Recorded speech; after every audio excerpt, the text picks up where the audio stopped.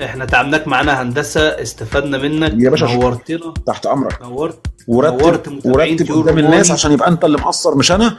رتب قدام الناس اي وقت تجيلي المزرعه يا باشا، نقعد نعمل حلقه ساعه كامله وتقطعها وتعرضها على الناس، او عايز تعرضها تشوف دي طريقتك انت وانت حر فيها. حاضر. لا وعد وقبل ما وعد اعرض خلاص، المسابقة. احنا وعدنا الناس وقبل ما اعرض المسابقة. وان شاء الله هنوفي. قلت لازم اخش اسلم عليك. يكون موجود وما نستفدش منه. ربنا يخليك يا رب يا روماني، تسلم تسلم تسلم يا رب. طيب كم نقول كلمة بس كده منفعة للناس. انت كنت بتقول لي الجو والتقلبات، العصفور بيتعب في الوقت دوت. نصايحك ايه يا هندسة؟ بص، هو اول حاجه في معظم الناس مش واخده بالها منها، انا لازم يكون عندي ترمومتر لقياس درجه الحراره موجود عندي في مكان التربيه. ليه؟ عشان اعرف هل اغطي ازود درجه الحراره انقص درجه الحراره. فالجو اللي احنا فيه يوم حر ويوم برد ويوم ساقعه، فلازم يكون في عندي ترمومتر لقياس درجه الحراره عشان اعرف اغطي القفص كويس قوي، ما اغطوش اخليه نص نص. دي اول حاجه. تاني حاجة، الساعة اللي احنا فيها دي لازم اهتم بفيتامين سي من خلال الموالح، البرتقال، اليوستفند، الليمون، الحاجات دي كلها. المية بالليمون طبعا مع التوم، دي مهمة جدا في التوقيت اللي احنا فيه. واحد بيربي فوق السطح يعمل ايه؟ يعني حاول تحمي طيورك من ربنا يخليك يا عم عبد، تيارات تسلم يا الهواء باشا، المباشر. شكرا ليك. طب فوق السطح مفتوح ولا مقفول؟ ما هي يعني فوق السطح هل مفتوح ولا بيربي في أوضة؟ ايه المكان اللي بيربي فيه؟ قال ميه بتوم. ايوه قال ميه بتوم. الميه يا ام توم عمر. وليمون. مية يا وتوم ام عمر. وليمون. الميه بننقع فيها فص توم، قطعيه كده. تنقعيه في الميه مثلا 4 ساعات او 5 ساعات، وبعدين نصفي الميه من التوم ونعصر عليها نص ليمونه. الكلام ده على لتر ميه. مظبوط. ونحط في المسائي ونقدم لطيورنا. صح كده يا هندسه؟ مظبوط. بس الميه ام توم وليمون دي اسيبها مع الطيور 4 5 ساعات، وبعدين اشيلها اه، واحط ميه نظيفه. ما بتتسابش اكتر من 4 او 5 ساعات. مظبوط. تقول لك وفي عسل، ولا لو عايز تحط عسل ممكن نحط عسل، ولكن مش عسل كتير. ابيض. عسل اه ابيض طبعا، بس مش كتير، لان كتره بيسبب تلييس وسمنه للطيور. مظبوط. حضرتك تعرف اسعار ببغاء الصن كينيور؟ انا ما بقولش اسعار في اللايف يا جماعه عشان التيك توك بيحظر اللايف. سيب لي رساله على الانبوكس وهقفل وارد عليك. تمام يا هندسه. يبقى التحصين مهم جدا، خصوصا في تقلبات الجو اللي احنا فيها ديت. طبعا طبعا. بحر بيقول لك المكان مفتوح، اللي هو السطح. يا باشا، مكان مفتوح في الساعه اللي احنا فيها دي يعني حرام مشكله حتى على كبيره. الاقل. اه حتى على الاقل، خصوصا الاسطح دي بيكون فيه تيارات هواء جامده قوي. حبيبي يا عم يعني عطا، تسلم. ابسط الامثله، لو تعرف تعمل دروه صغيره بالمشمع على المكان اللي بتربي فيه، وفي ستريتش بتلف بيه القفص وتعلقه. يعني انا عندي تربي في بلكونه احسن من السطح. في برضه هندسه انا شفت عندك اللي هو الجراب المشمع اللي بيغطي القفص كله ده. بص يا روماني، انا يعني موجود، بس انا بحاول اشرح الفكره، وكل هاوي وحسب امكانياته يقدر يعمل بيها ايه. فانا دايما انا بقول اقل الامكانيات. انا فاهم. بكره انا الاسترتش فاهم دي بس ثمنها بس 15 جنيه. انا عارف، بس انا بتكلم في ايه. ممكن حد يكون عامل حسابه مثلا اللي هو هيجي ابن سندر او بينزل السوق، فممكن يعدي عليك يبقى وصل له الفكره ان في جراب معمول يا فندم، بمقاسات ستاندر موجود جراب. للاقفاص. مظبوط يا فندم، موجود جرابات يحمي من مشمع الشتاء، شفاف يحمي من بسوسته. تيارات الهواء. مظبوط مظبوط مظبوط. بس هي الموضوع انا ما خطرش في دماغي اشرح ايه اللي عندي، انا عايز اشرح علاج للمشاكل بتاعت الناس. انا ممكن فاهم بعد انا فاهم يعني هي الفكره مش ان انا ابيع، يعني الفكره ان انا اشرح. معلش عفوا، ممكن لا، انا يكون كل بشوف واحد انا ليه. بشوف بص يا باشمهندس احمد، انا بشوف بعيني ان انت ممكن واحد يجي يسالك على حاجه، والحاجه دي تكون عندك، ولكن انت شايف المشكله عنده تتحل في كلمتين، بتقول له الكلمتين وما مظبوط. بتديلوش الحاجه. ايوه. هي دي انا بشوف بعيني، ولكن انا بحب اعرف الهاوي ايه الاوبشن اللي قدامه. ممكن نعمل كده وفي كده. تمام. احنا ممكن حضرتك نجيب مشمع عادي ونعمله ونلفه على قد القفص ونلزق الحروف بتاعته بسلوتيب. وممكن نجيب بكرة استرتش من عند الراجل بتاع الاكياس ونلف بيها القفص كله، ونفتح فتحات قدام الباب بتاع الخدمة بس. اما مش قادر تعمل الحاجات دي كلها او ما عندكش الحته الفنيه اللي ديت او الامكانيات انك تقص وتلزق، في هات جرابات الجراب بتتباع. جاهز. مظبوط يا فندم، جراب بيتباع جاهز متخيط بسوسته برباط عشان اربط القفص كله. دي الحاجات اللي انا بقدر اشرحها، في كذا وفي كذا وفي كذا، ممكن اعمل اي حاجه من الثلاث حاجات. انا يهمني الناتج ان القفص يكون متغطي. الله ينور عليك يا كبير. علي الحسيني منور يا علي. الباشمهندس احمد الجندي معانا يا شباب، مزرعه الجندي، ودي فرصه حلوه جدا نستفيد من اساتذتنا الكبار. اي حد عنده سؤال نتعبه شويه معانا، اي حد ربنا عنده يخليك يا سؤال رب. يكتب لي في تعليق. لا يا باشا، تحت امرك. ربنا يخليك يا هندسه. يبقى على بال ما الناس تكتب كده التعليقات، الدعوه مفتوحه يا جماعه، حديقه ابن سندر يوم 1 فبراير للجميع. بص يا استاذ هكون بحر، انا عشان معلش لا مؤاخذه روماني، انا اسف. بص اتفضل الموضوع اتفضل. اتحول بكام، فانا ما اقصدش ان انا يعني اشرح حاجه عشان ابيعها، والله انا اللي يهمني ان اشرح عشان الهاوي يستفاد. وخلي الاسعار يوم المعرض، الناس ان اللي شاء تيجي بقى الله. في خصومات جامده هتتعمل، ما تقلقش. وهو مش غالي عامه يا بحر، حاجه في المتناول يعني. انا انت عارف كنت انا عندي عارف النهارده في والله. المحل يا جماعه، اي حد يجي من طرف روماني يعرفني ليه تخفيضات خاصه وخصومات خاصه، يقول لي بس من طرف روماني. حبيبي حبيبي يا باشمهندس، حبيبي ربنا يخليك يا رب. يبقى اي حد يا جماعه، احنا بنحب نلقط كده ايه العروض ونقوم دايسين عليها على طول. اي حد يا هيروح باشا مزرعه تحت، لا الجندي تحت يقول له امرك. طيور روماني عشان ياخد الايه، عشان ياخد الخصم. طب انت تعمل ايه بقى؟ تطلع ناصح، اسال على السعر الاول وبعد كده قول له طيور روماني. اه انا بحب كده فعلا، يا ريت. انا بحر اللي كنت مع انت صالح بحر كنت كده. مش بقول لك صالح النهارده كده كان طول النهار كده انت وجع دماغي. يا بحر كده مالكش اي عروض. لا طالما من طرف صالح.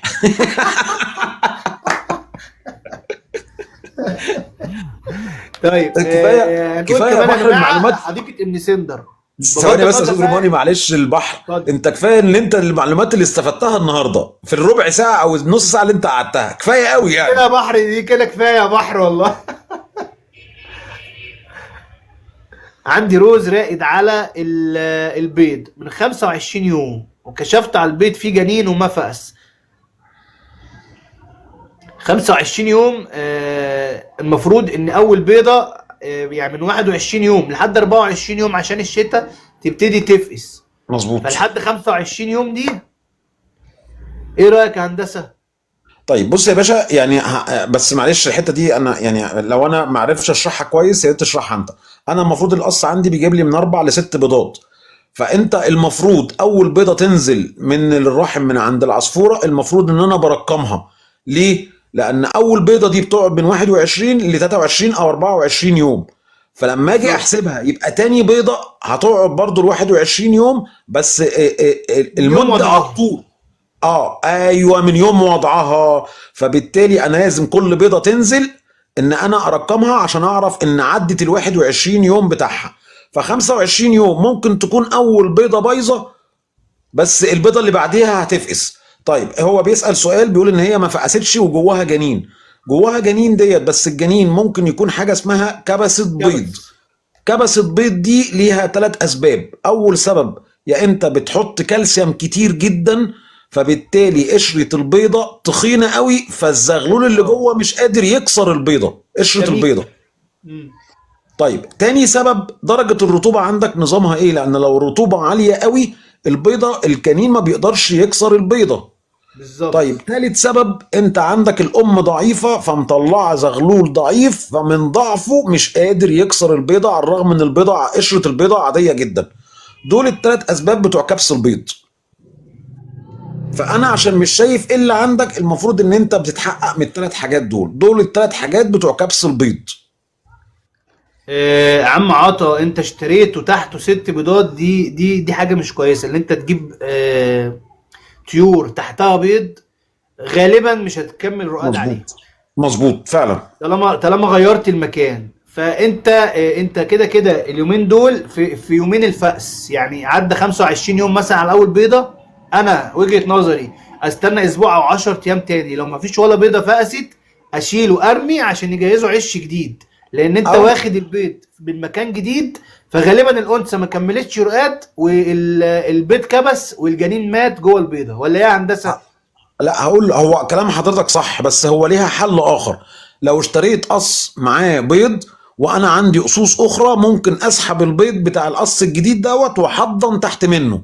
تغيير المكان ما بيخليش النتايه ترقد على البيض، فغلط ان انا اشتري نتايه ببيضها. ولو طبعا. اشتريت النتايه بالبيض، اول ما بخش المكان عندي بتاع التربيه بتاعي، بسحب البيض الجديد بتاع النتايه اللي انا اشتريتها واحضنه تحت اي قص تاني. واسيبه هو يجهز عش جديد. مظبوط مظبوط. الله ينور يا هندسه. برضو كان في سؤال هنا برضو يا هندسه، خليك معانا اجيبهولك عشان احنا بس وعدنا الناس. عمر عبد الفتاح صالح: عندي الجوز مش بيخش البياضة مع انه شغال، ممكن حل؟ طيب، اولا هو نوع الجوز ايه، وهل هو متوالف ولا مش متوالف؟ دي لسه اول هسأله حاجه السؤال ده. تهمني. نوع اول الطيور حاجه ايه؟ تهمني متوالف ولا مش متوالف، سنهم جاهز ولا مش جاهز. لان لو مش متوالف، عمر الذكر ما هيخش ويبص على العش عشان يبتدي يوضبه عشان النتايه ترقد. حبيبي يا عم عطا. بالظبط، يبقى انا اتاكد الاول يا جماعه ان هو ذكر وانثى في عمر يسمح للتزاوج، متوالفين، الاقي فيه مداعبات، فيه بياكلوا بعض واقفين جنب بعض، مفيش مشاكل، ابتدي اقدم محفزات للتزاوج واوفر هدوء. اللي يقول لك حاجه غير كده يبقى عايز ايه، حكي كتير، صح ولا يا هندسه؟ مظبوط يا باشا. طيب عندي ذكر اوبلاين ما بيخصبش، قدم له محفز، يعني اقوى محفز تزاوج ايه يا هندسه اشتغلت بيه؟ فرصه وانت طيب، معانا كده. معلش يا روماني، انا بحب اشرح قوي يعني، معلش. الذكر ما بيخصبش ليه 3 اسباب. اول حاجه ان الريش اللي حوالين فتحه الشرج او حوالين المجمع بيكون كثيف. كبير قوي، كثيف، فما بيحصلش تواصل ما بين الذكر والنتايه. فانا هقول لك كهاوي اهو. او مربي لازم كل شهر او كل شهرين اجي حوالين فتحه الشرج واشد الريش. في ناس كتيره بتقص بالمقص، وده غلط. ليه؟ قصك بالمقص ده بيعمل للريش حواف، فلما بيجي يكسر الريش بيشوك النتايه، فانا لازم اشد الريش. يبقى معلومه اول حلوه. سبب، اول سبب من عدم التخصيب الريش الكثيف حوالين فتحة المجمع. تاني سبب المكسم اللي بيقفوا عليه، هل المكسم ثابت ولا مش ثابت؟ لان عدم ثبتان المكسب بيمنع التواصل ما بين الذكر والنتاية. تالت حاجة ضوافر الذكر، لو ضوافر الذكر طويلة قوي وبيجي يقف فوق النتاية عشان يكسر فبيشوك ظهر النتاية، تروح هي هزاه حاضر. يروح واقع، ما يتمش التواصل. رابع حاجه ولاحظتها في الموسم دوت، في بعض الهواة الجداد محطط لي مرجحه في القفص. المرجحه في قفص التزاوج اكبر خطر. المرجحه دي بتتحط للزغاليل او الاسوس المدربه، غير كده لا. صح، لان ممكن المرجحه من الاخطاء اللي بيحصل لها دايما، لما واحد يجيب المرجحه دي هو بيجيبها بهدف اللي هو عايز يدلع طيوره، ولكن يعني بلاحظ دايما ان المرجحه دي ممكن تعمل ايه، ممكن تحرك البيضه جوه الانثى وتسبب احتباس للبيضه، ودي بتبقى مشكله كبيره قوي بسبب وتاني حاجه المرجحه. وتاني حاجه بسبب المرجحه الذكر ما بيملكش يقف فوق النتايه، المرجحه بتتهز ما فما بيعرفش، بيتمش التواصل. صح، ما مظبوط بيعرفش يكسر، صح. مظبوط مظبوط. معلش يا استاذ روماني، هو كل هاوي وليه طريقه في التربيه بتاعته يعني. يعني الناس احنا كلها اللي احنا بتقول معلومه بتقول معلومه صح، بس من خلال المكان اللي بيربي فيه او من خلال الاخطاء اللي هو وقع فيها. احنا بنتعلم منك يا باشمهندس احمد. احنا النهارده يا جماعه معانا باشمهندس احمد الجندي، مزرعه الجندي، بنستفيد من خبرته. اللي ربنا عنده يخليك. سؤال يسال. استاذ احمد الجندي هيكون موجود طبعا في ابن سندر، لان هو مؤسس ابن سندر. فاللي عايز يتعرف على الشخص ده، الخبره دي، يجي ابن سندر ويجي لي، وانا هوقفه مع باشمهندس احمد، هديله رقم باشمهندس احمد، هوريك كل حاجة على الطبيعة يا باشا. هتبقى كسبت صديق وكسبت خبرة كبيرة جدا في مجال طيور الزينة. ده شرف ليا، شرف ليا. حبيبي حبيبي يا كبير. طيب ناخد سؤال تاني. ممكن اعرف انواع المحفزات؟ طيب، بص حضرتك، انا دايما ميال للحاجات الطبيعيه، الحاجات البرشام والحاجات من دي كلها انا ببيعها، بس انا يعني بشرح ولك حريه الاختيار. المحفزات في حاجات طبيعيه وفي حاجات ادويه وحاجات كيماويه. طيب، المحفزات الطبيعيه ايه هي؟ انا عندي جوز وخلاص شغال والدنيا كويسه معاهم ومتوالفين وسنهم متقارب، بجيب قرن فلفل اخضر حراق. طيب قرن الفلفل الاخضر الحراق ده لازمته ايه؟ اولا من ان هو حراق جدا، بيخلي الدوره الدمويه تمشي بسرعه في جسم الطير، فبيخلي العضو بتاعه جاهز للتكاثر. بينشط الدورة الدموية. مظبوط. طيب في حد يقول لي طب حرام. هي مش حته حرام، هو لو هو بيأذي الطير هو نفسه مش هياكله. لو هو الطير نفسه حاسس ان هو حراق قوي او بيأذيه مش ايوه. هياكله. طيب تاني حاجة المحفزات، انا في عندي حاجة اسمها سيلينيوم. سيلينيوم ده دواء. السيلينيوم دوت التركيز بتاعه هو اللي بيخليني اقول لك تحط كام نقطة على المسقة. فكده انا عندي طريقتين، يا اما سيلينيوم، وده الفلفل. بستخدمه سيلينيوم ده بستخدمه في حالة عدم وجود بيض او زغاليل. تاني حاجة الفلفل الاخضر الحراق، بعلقه في مشبك السيبيا وهو بينقر فيه. معلش يا هندسه، نوضح بس حاجه للناس اللي معانا. الفلفل الحار يا جماعه، العصفور مستشعرات اللسان عنده غير البني ادمين. مظبوط. فالعصفور ماده الكابسيسين، اللي هي الماده اللي بتخلي الانسان يشعر بالحراره، اللي بتبقى موجوده في الفلفل، الطيور ما بتتذوقهاش. فالعصفور بياكل الفلفل زي ما انت بتاكل الخيار مثلا، ما بيحسش بالحرارة، ولكن بيستفيد منها. عشان برضو مظبوط. نوضح للناس اللي خايفة. ولكن مش معنى كده ان انا كل يوم اديله فلفل، لا، هو لا، بيتقدم مرة مثلا في الاسبوع، او مرتين، مرة او مرتين في الاسبوع، ومش ورا بعض، شريحة مش بدون ايام ورا بذور بعض. وعلقها في القفص. صح كده هندسة؟ يا بس المرتين مش ورا بعض في نفس الاسبوع يعني. مرتين في الاسبوع على 3 ايام. ايوه طبعا. هو زي ما قلنا بينشط الدورة الدموية، فعال جدا في تخصيب الذكر وتحفيزه على التزاوج. حاجة مهمة برضو في الفلفل اللي هو بيحفز الذكر على التغريد، يعني بيحسن صوت الذكر في التغريد خصوصا عند الكوكتيل. مظبوط فعلا. طيب بقى بيقول لك انا احط سيلينيوم او فلفل ده لبيض مروق. هيفيد في موضوع البيض المروق. طيب ناخد سؤال تاني هندسة، ولا اول ما تلاقي لا نفسك اتفضل. كده خلاص قول لي لا خلاص؟ لا لا، معاك يا باشا. طيب انا عندي الكوكتيل رافض ياكل معاك، انا البيض شايف المشاهدين المسلوق. بتزيد، فانا معاك طالما الدنيا الناس مستفاده انا معاك. حبيبي يا عم احمد، انت منور الدنيا كلها والله. طيب ربنا اقرا. يخليك. بيقول لك انا عندي، فين الدعم يا جدعان؟ فين الورد يا جدعان؟ باشمهندس احمد الجندي معانا. اقرا. بيقول لك انا عندي الكوكتيل رافض ياكل البيض المسلوق، احط مكانه ايه؟ شكرا يا ام عمر. ايوه كده، رفع راسنا. بص يا باشا، ما بيرضاش ياكل البيض المسلوق او المستنبت. انا الجو شتاء، فدايما الطيور او البني ادمين في الشتاء بتجوع قوي وبتجوع بسرعه. فانا هاجي في يوم الصبح يعني هاجي بالليل قبل ما انام، هسحب من عنده الاكل كله اللي موجود، سواء فلارس بنكم اي اكل عنده جوه القفص. قبل ما انام كده هروح ساحب الاكل اللي عنده في القفص، واسيبه من غير اكل لغايه تاني يوم الساعه 12 واحده الظهريه. طبعا هو هيقوم جعان جدا، فلما اجي اقدم له البيض هياكله غصب عنه، بس بشرط اعمل الحركه دي ما يكونش معاها لا بيض ولا زغاليل. ايوه، اما اجي اجوع يبقى مفيش زغاليل صغيره او بيض. اشيل الاكل بالليل واجي الصبح اقدم الوجبه الجديده اللي انا عايز احطها على الساعه 12 واحده كده. احط الوجبه الجديده في اكاله يكون الطائر متعود ياكل منها الاكاله دي. وممكن ارش رشه حبوب معتاده على الوش كده خفيفه، عشان عشان عصفور اضحك على يبتدي الطير يجرب ممكن، وياكل. بس خلي بالك ان في بعض الطيور ذكيه هيروح واكل الحبوب ويسيب لي البيض. لا، لو رشه خفيفه هندسه هيدوق البيض غصب عنه فهيعجبه، يعني ما احطش كتير. صح، وارد يا باشا، صح مظبوط. فهي فكره التجويع دي حلوه جدا، ولكن اهم حاجه يا جماعه ما يكونش فيه زغاليل. طيب يا عم ارموني جزء الاونلاين مدربين عمر شهرين بكام؟ اسالني في الانبوكس على اي سعر هقول لك بعد ما اقفل. اسالني على الخاص عشان التيك توك بيحظر اللايف يا جماعه لما بدون اسعار. طيب ناخد سؤال تاني. السعدني عندي الذكر بيطلع على النتايه وما بيكسرهاش خالص والبيض فاضي، اعمل ايه؟ اسباب البيض المروق يا هندسه. بص يا باشا، البيض المروق النتايه بتبيض، معناها ان النتايه دي كويسه جدا وعنقود البيض عندها كامل وبيبيض، بس البيض مش مخصب او فاضي. ده بيكون بسبب الذكر. اول حاجه بيكون حته الريش اللي احنا اتكلمنا عليها، ان الريش كتير فالعضو بتاع الذكر ما بيوصلش لعضو النتايه.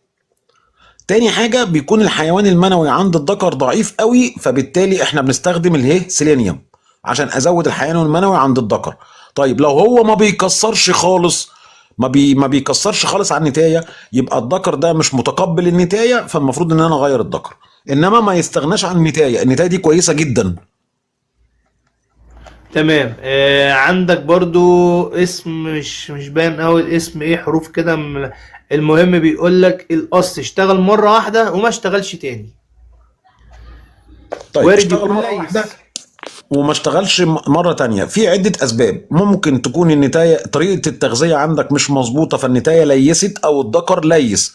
الذكر يا ايوه، جماعة برضو بيليس، بس بيليس فوق من عند الصدر، إنما النتاية بتليس من عند الجهاز التناسلي تحت، من عند فتحة الشرج. بس لو يعني انا اسف يا هندسة قطعتك، لو الذكر هو اللي ليس او شحم، النتاية هتبيض، يعني هيلاقي فيه بيض، لكن النتاية مفيش هتبيض انتاج بيض خالص، فاضي. يبقى يشك في اه الانثى على طول. مظبوط. أنا نسيت تمام، السؤال. كمل هندسة. فالبيض فاضي زي ما قلت لك كده، بيكون الحيوان المنوي عند الذكر قليل. احنا صح السؤال ولا أنا اتلخبطت؟ لا، بيقول لك القص اشتغل مرة واحدة وما اشتغلش اه تاني، احنا قلنا ممكن طيب يكون الانثى ليست. تمام. تاني حاجة ممكن ممكن يكون، يكون في حاجة جدت مخوفة النتاية أو الذكر، ايوه، بمعنى اللي قوارض جد ده جوارح، قطة، شاف فار، حاجة تزعجه. برص، حاجة بتطير في البلكونة. الله التالت يفتح حاجة عليك. أنت غيرت نظام الغذائي بتاعه. رابع حاجة العش فيه حاجة مش مظبوطة، ممكن في حشرات. فتحاته كترت، النتاية من جوه كلت العش فبقى العش مش مناسب.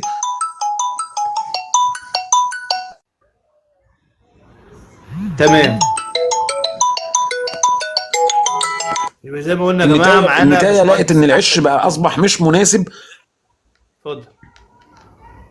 النتاية لقت إن العش مش مناسب، فأنت راجع الحاجات ديت، يا اما قطه يا اما فار يا اما كلب يا اما غراب بدا يطير حوالين القفص لو انت بتربي في البلكونه. هو فالحاجات راجل دي كلها الراجل لازم الراجل نعمل شغل. توصل للمشكلة، قال لك حصل في جوارح، فهو هو كده ده بقى السبب اللي خلاها ما تشتغلش. وصل تمام. للمشكلة. ما عشان كده بقول لك انا بشرح الاسباب، وانت اللي شايف ايه المشكله عندك مش انا. انا الله ينور بشرح لك عليك، الله الاسباب، ينور عليك اذا يا كانوا باشمهندس. سبب اتنين تلاته اربعه، وانت تحط ايدك على المشكله عندك ايه. طيب استاذنك بس ثواني يا باشمهندس، هنقول تنبيه بسيط على الناس. الناس تعمل مشاركة للبث يا جماعة عشان نوصل لأكبر عدد ممكن من محبي طيور الزينة. تكبس على الشاشة، اللي عايز يدعمنا بأي هدية يتفضل. التنبيه التاني وهو الأهم، معرض ابن سندر يوم 1 فبراير، باشمهندس أحمد الجندي مجموعة من العارضين المتميزين، حديقة ابن سندر يوم 1 فبراير، هيكون موافق يوم سبت وهو يوم أجازة. مفيش مدارس، هيكون الناس كلها خلصت امتحانات. هيكون موجود طيور روماني، أسرة طيور روماني بجانب العارضين المتميزين اللي على رأسهم باشمهندس أحمد الجندي. هيكون موجود صالح بتاع العصافير، هيكون موجود سعيد سليمان تأكيل يدوي وهيعلم أي حد هناك تأكيل يدوي. هيكون موجود ندوة، هيكون موجود هدايا في داعمين، هيكون موجود يوتيوبر كبير جدا هنقول اسمه في وقتها. فالدعوة مفتوحة للجميع، أي حد يجي ينورنا ويشرفنا. حديقة ابن سندر، حمامات القبة، يوم 1 فبراير. آسفين يا هندسة على الوقت. لا يا باشا اتفضل. طيب أجين بقول لك، هو حضرتك بتفهم في العصافير البادجي؟ أي نعم بنفهم يا ابني في العصافير البادجي. ادي سؤالك باشمهندس أحمد الجندي، مزرعة الجندي معانا. طيب انا عندي البيض بيموت فيه الزغاليل وما بيطلعش. طيب جاوبنا على السؤال دوت يا محمود وسريعا عشان ما نتعبش باشمهندس احمد الجندي. ممكن يكون قشرة البيضة سميكة، انت بتدي كالسيوم كتير، فالبيضة قشرتها سميكة، الفرخ مش قادر يطلع فمات. ممكن يكون الغذاء بتاعك على القد، فالعصفور طالع ضعيف، الفرخ طالع ضعيف فبرضه مش قادر يطلع. ممكن يكون فيه رطوبة والفرخ مات جوه البيضة. ناخد سؤال لباشمهندس احمد الجندي، ازاي اطيره في البيت؟ عندك عصفور ده زين احمد عنده بص، عصفور عايز يطيره. موضوع تطيره في البيت ما ينفعش وهو كبير. ده المفروض ان انت بتاخد الزغلول وهو لسه صغير خالص، عمر 20 25 يوم، بتسحبه من تحت الاهالي وابتدي ااكله يدوي وابتدي ادربه على الطيران الحر داخل البيت. اول حاجه طيران داخل البيت دوت ما ينفعش وهو كبير، لان انا باخده ببتدي اعلمه ان هو يطير جوه البيت من هو صغير. وهو كبير دي بينفع، بس بتبقى الحاله صعبه قوي لان بيكون خلاص كبر ومش هيستوعب منك التدريب اللي انت هتدربه له. واذا كان عندك قص شغال ما تحاولش ان انت تطلعه تطيره، لان انت كل نور ما يا بتطلع مصطفى. القص من جوه العين بتاعته هو ما مش هيرضى يبيض ومش هيرضى يشتغل. مصطفى معانا يا باشمهندس احمد الجندي، عندك اي سؤال يخص التور اديني يا مصطفى. بجد اللايف ممتع واستفدت منه كتير وتشرفت بالباشمهندس احمد، بارك الله فيك اخي روماني. حبيبي يا عم ربنا عطا، يخليك يا انت رب. اللي منور الدنيا كلها والله. الروماني منور الدنيا حبيبي يا مصطفى، انت اللي منور. باشمهندس احمد الجندي معانا يا جماعه، اي حد عنده سؤال يخص طيور الزينه انتهز الفرصه وارمي لي تعليقك الجميل. اللي عايز يدعمنا باي ورده يتفضل يا شباب.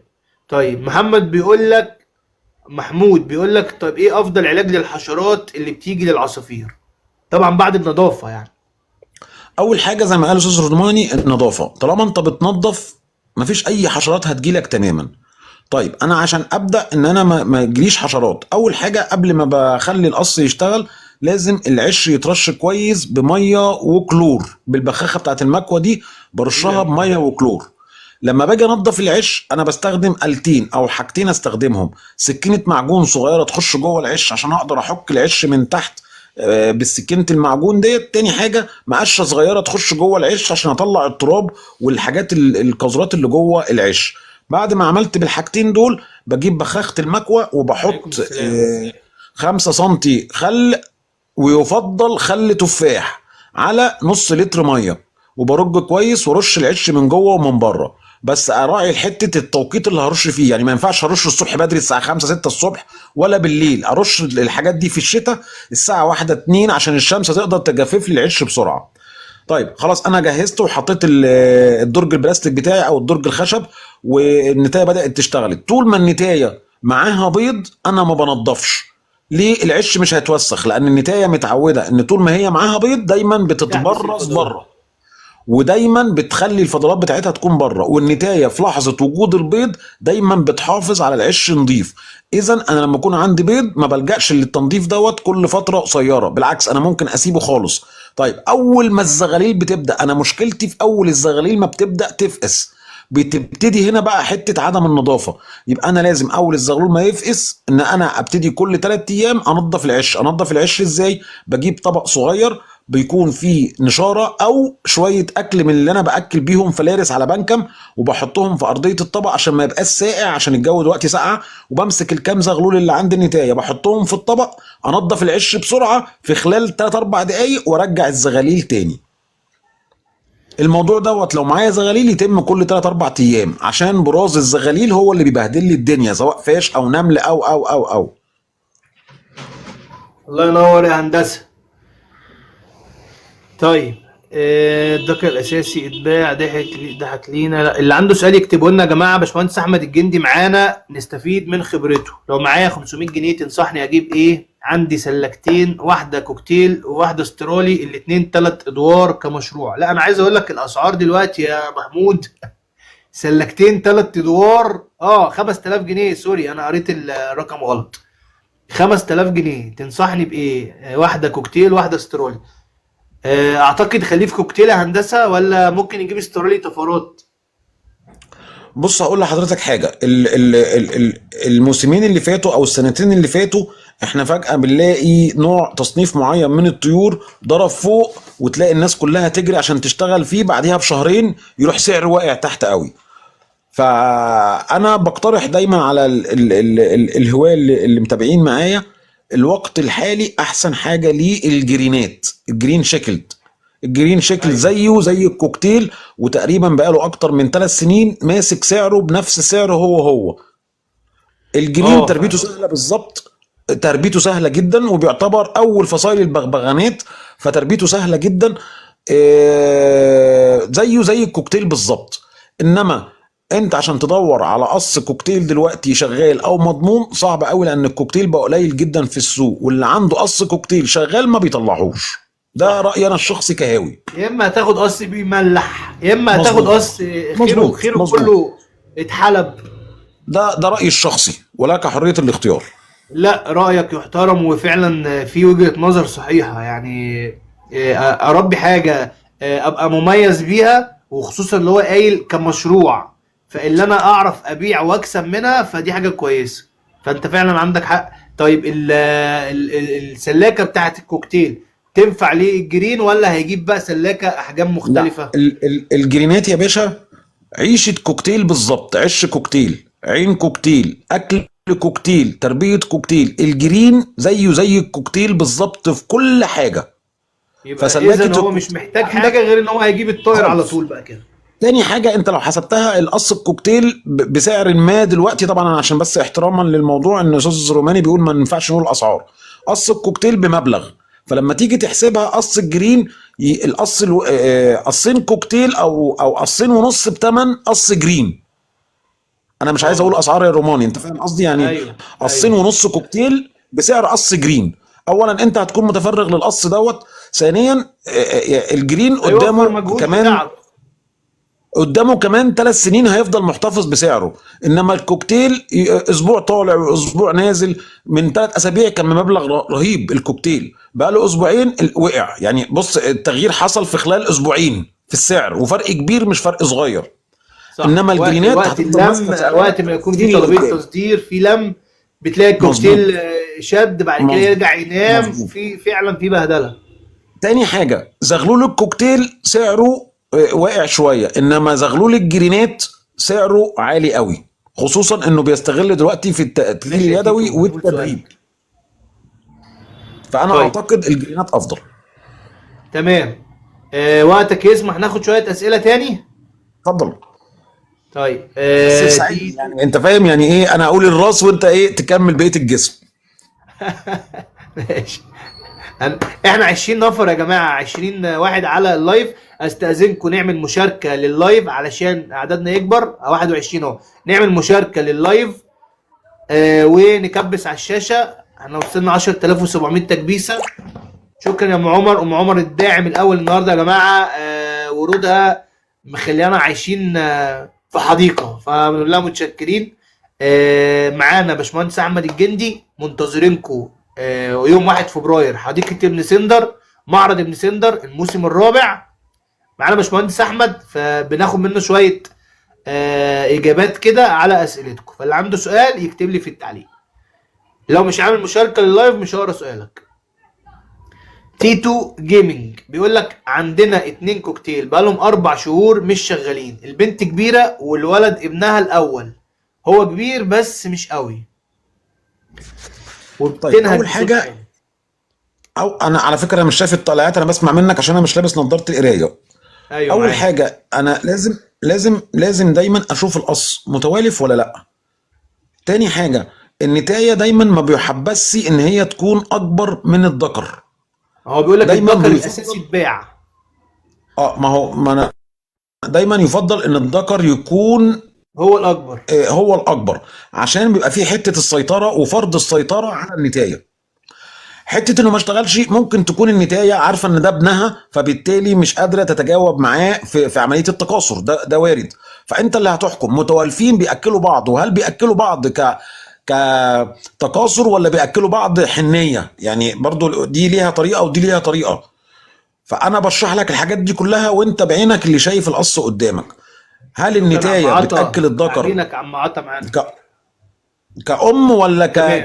كزوج يعني انا مش عارف اشرحها ازاي. هل هي التوالف دوت توالف اتفضل. اتفضل، ممكن آه، تشرح افضل مني. لا انا بس عايز اقول ان انثى تتجوز ابنها في العصافير مفيش مشاكل لو قبلت بيه، ولكن بيفضل ان يكون الذكر اكبر من الانثى. طيب هناخد سؤال تاني يا جماعة. اللي عنده سؤال اعمل مشاركة للبث عشان نقرا سؤالك. اللي عنده سؤال، باشمهندس احمد الجندي، مزرعة الجندي معانا. شكرا ليك حبيبي. اتمنى يكون الاجابة وصلتك من الباشمهندس احمد يا تيتو. شكرا ليك جدا. عملت والله ما قدرت وما قلتش. لا قول يا جين، قول وانا اكتب لي سؤالك وانا معاك. يلا يا جماعه اللي عنده سؤال. مصطفى تيتو: عندي نتايه كوكتيل البينو بتبيض كتير ومش بتخصب، والنتايه كسلانه من كتر البيض اول شغل. طيب هي اولا انت بتقول بتبيض كتير، كم بيضه في المره؟ ما هو ممكن يكون اللي عندك نتايتين وانت مش واخد بالك والاتنين بيبيضوا. فانت وده تبص هل فعلا يعني وارد، لان انت بتقول البيض على طول فاضي. طيب تاني حاجه، هل هي نتايه واحده اللي بتبيض؟ ولو باضت هل انت بتشيل البيض القديم ولا بتسيبه؟ ما انت ممكن تكون متلخبط، فجاه تفتح العش تلاقيهم 8 بيضات. 8 بيضات معناها ان هم يا النتايتين بيبيضوا، او ده بيض على بيض من الدوره اللي قبليها. طيب البيض فاضي يبقى معناها ان الذكر ما بيكسرش، ودي طيب اتكلمنا فيها من الاول. جاوبنا على حاجه شبه كده. طيب في برضو انا عندي جوز فلل، النتايه كانت بتكمل بيض ونقلتها من مكانها، ومن ساعتها عماله تنهج جامد بصوت عالي.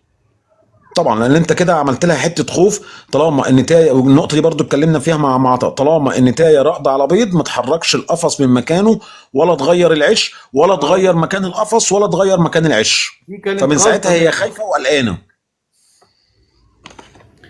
بتبيع كوكتيل او بادجي متروض. هيكون معانا في ابن سندر يا جماعه طيور تاكيل يدوي ومروضه جاهزه من مزرعه سعيد سليمان، اللي حابب يجي معرض ابن سندر.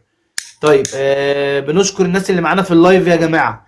اللي عايز يدعمنا باي هديه يتفضل، اللي عايز يعمل مشاركه للبث يتفضل، واللي عنده سؤال يكتبه لنا في تعليق. معانا باشمهندس احمد الجندي. طيب المستشار نفادي: كام سعر كوكتيل حبشي؟ سيب لي رسالتك في الخاص وهرد عليك، عشان التيك توك بيحظر نقول السعر.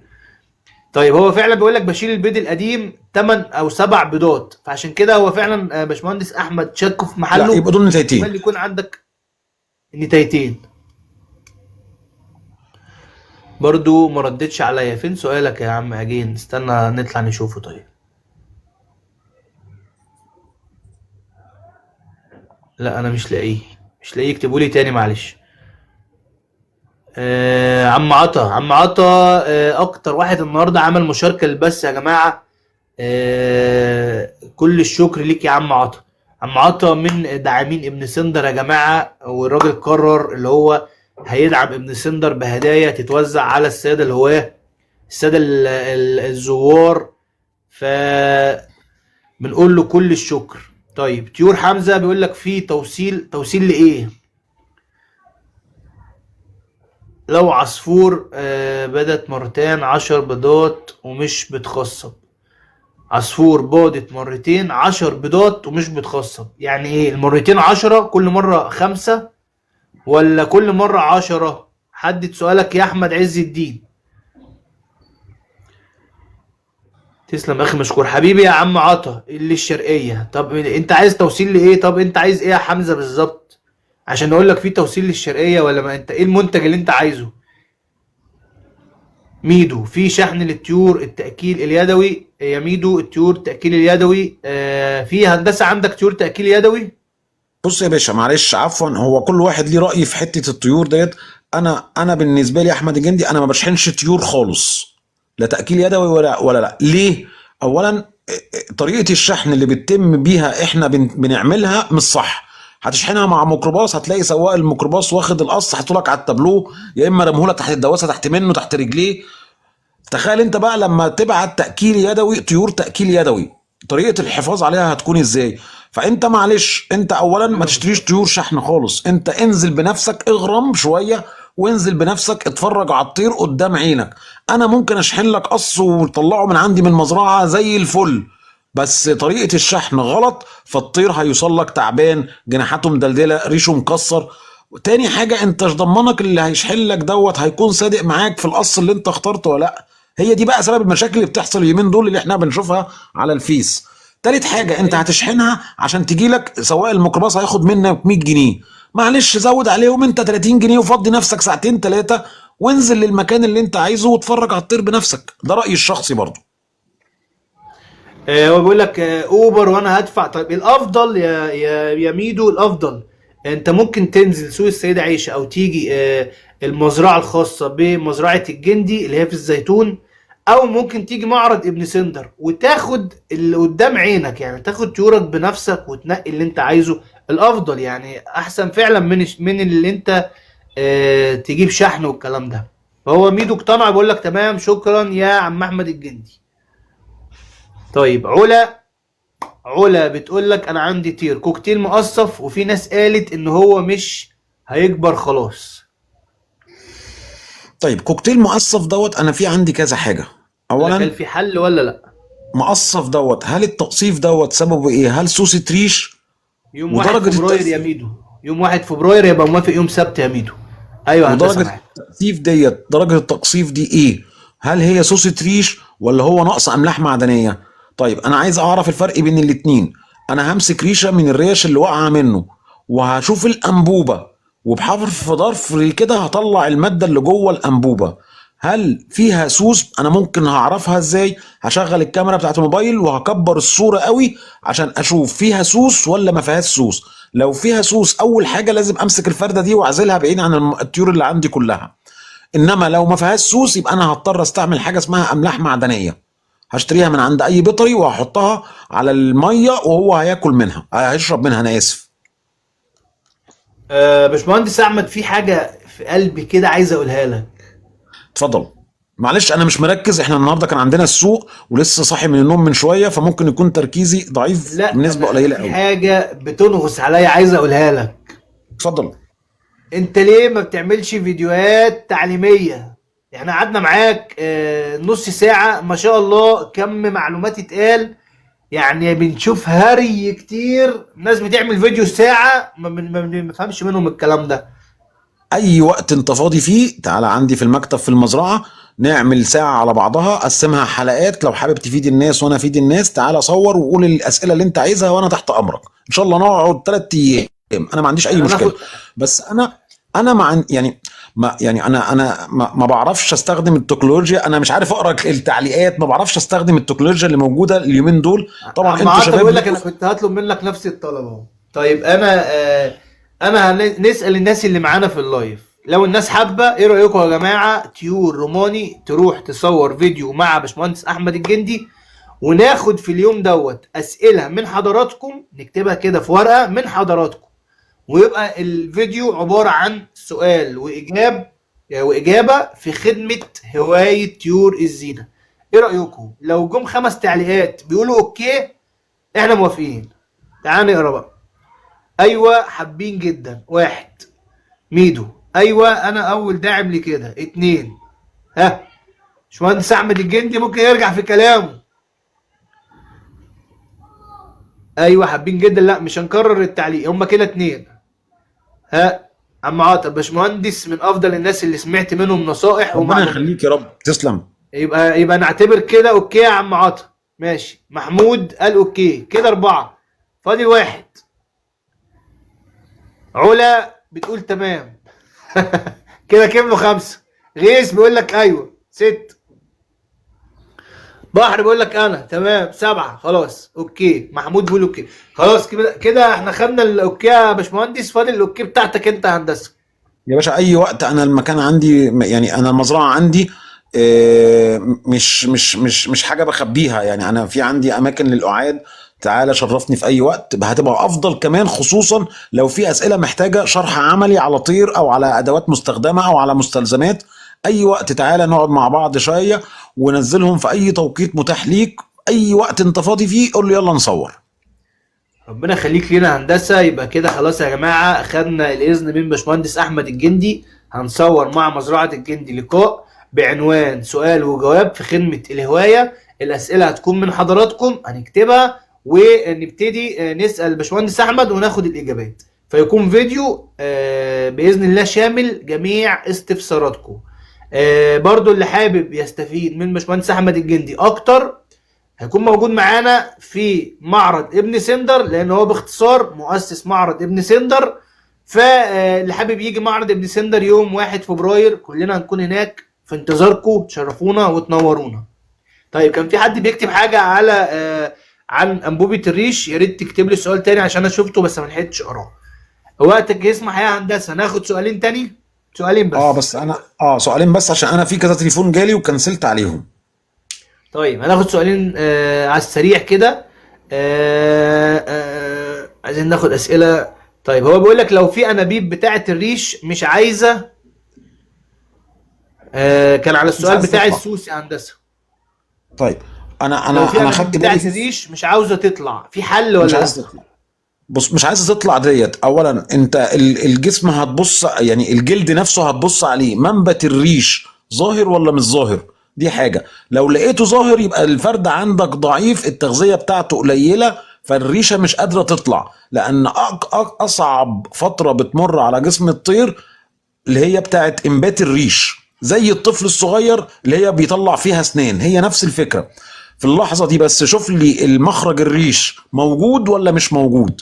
طيب لو موجود، في حاجة اسمها فيتا ماونت في الصيدلية البشري، هجيبها واحط سنتي على اللتر وهحطها له مع المية، او هحط 5 نقط على مسقة المية الصغيرة ال50 ملي. ده مكمل غذائي. تمام. اخر سؤال معانا علشان ما نتعبش باشمهندس احمد الجندي اكتر من كده يا شباب. هاخده كده باي لك عشان ما حدش يزعل مني. هعمل كده التعليق اللي هيجي قدامي هنقراه لباشمهندس احمد الجندي علشان ما نتعبهوش اكتر من كده وعشان ما حدش يزعل. يلا نقول بسم الله. النتاية الفلل مش بتأكل بقالها يومين ومنزلة جناحاتها والنهجان زي ما قلت لحضرتك. ده اللي عنده طيب عصفور طيب مكلمها. نهجان. فبقول لك هي نهجان مش ومدلدلة بتاكل بقالها الجناح. يومين. ماشي. بص حضرتك، نهجان ومدلدله الجناح، انت اول حاجه لازم تبص لي على البراز بتاعها، هل هو اسهال ولا طبيعي. لو لقيته اسهال يبقى دي عندها دور برد. طيب مش بتاكل، ده شيء طبيعي. اي انسان لما بيكون عنده دور برد بيجيله اللي هو الالتهاب الزور، ما بيقدرش يبلع، فهتكون عندك نفس المشكله. طيب دي علاجها ايه؟ في مضاد حيوي معوي تنفسي اسمه فريموكول، ده ممتاز جدا، ده معوي وتنفسي مع بعض. هي عندها دور برد، فبالتالي انا عايز حاجة معوي تنفسي. بس اهم حاجة بص، عندها اسهال ولا لا. عندها اسهال يبقى ده دور برد، هتجيب الدواء اللي انا قلت عليه وهتديهولها. هندسة احنا خلصنا وعدنا معاك، بس غيث غيث بيستغيث وطلق ويسأل السؤال 20 مرة، فمعلش عشان خاطر روماني آخر سؤال. اتفضل. لو سمحت، انا الذكر عندي فوق الكير كان في ريش، دلوقتي الريش وقع، ده عدوى ولا ده عادي؟ والنتاية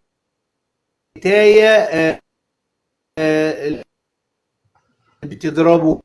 طيب انت بتضربه. بص انا دي ما اقدرش اقولها، انت اللي تقولها وانت اللي هتشوفها. طب هتشوفها ازاي؟ لو النتاية بتضربه اكيد هتلاقي حتى لو جرح صغير زي خرم الدبوس، يعني لو النتاية بتضربه. طيب النتاية ما بتضربوش وانا ما لقيتش اي جرح مكان الريش اللي واقع، ممكن حضرتك تبص على مسقة المية عندك، ممكن تكون الزور بتاعها رفيع، فلما بيجي بيشرب بيحك مكان الريش فبيقع منه. هتشوف المسقة، هتشوف الأكالة، هتشوف مشبك السيبيا، ممكن يكون وهو بياكل أو بيمد منقاره عشان الأكل، حرف المسقة أو حرف الأكالة بيعلم مكان الريش عند المنقار فبيروح واقع. لو النتاية بتضربه هتلاقي جرح مكان الريش اللي واقع. احنا تعبناك معانا هندسة، استفدنا منك، يا باشا نورتنا. تحت أمرك. نورت ورتب متابعين ورتب طيور قدام الناس روماني. عشان يبقى انت اللي مقصر مش انا. رتب قدام الناس اي وقت تجيلي المزرعه يا باشا، نقعد نعمل حلقه ساعه كامله وتقطعها وتعرضها على الناس، او عايز تعرضها تشوف دي طريقتك انت وانت حر فيها. حاضر حاضر. لا وقبل وعد معرض خلاص، البصل احنا وعدنا الناس وقبل معرض وان شاء البصل الله هنوفي.